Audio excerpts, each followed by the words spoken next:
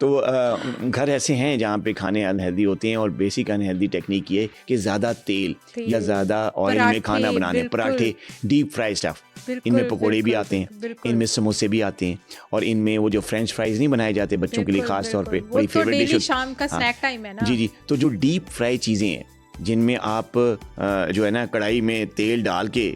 बड़े ऊंचे लेवल तक, और उसके अंदर आप समोसे फ्राई कर रहे हैं, पकोड़े फ्राई कर रहे हैं, फ्रेंच फ्राइज, आलू फ्राई कर रहे हैं, चिप्स बना रहे हैं, या अगर इवन के कोई बिरयानी भी बनाते हैं या कोई सालन भी बनाते हैं, तो उसमें आप देखते हैं माएँ जो है ना ढेर सारा ऑयल पहले ही डाल देती है, ठीक है। तो वो काम जो आप थोड़े से ऑयल से बना सकते हैं, वो उसके लिए आप जनाब पूरी आधी बोतल तेल की देगची में डाल रही हैं, तो क्या ये हेल्दी है? नहीं। तो अगर आपके घर में कोई ऐसी टेक्निक है खाने बनाने को, या खाने को जायकेदार बनाने के लिए, आप अपने घर वालों को खुश करने के लिए, अपने बच्चों को, अपने हस्बैंड को अगर खुश करने के लिए आप उसमें ऑयल ज़्यादा यूज़ करें, तो बेसिकली आप खुश नहीं कर रही, उनको बीमार कर रही।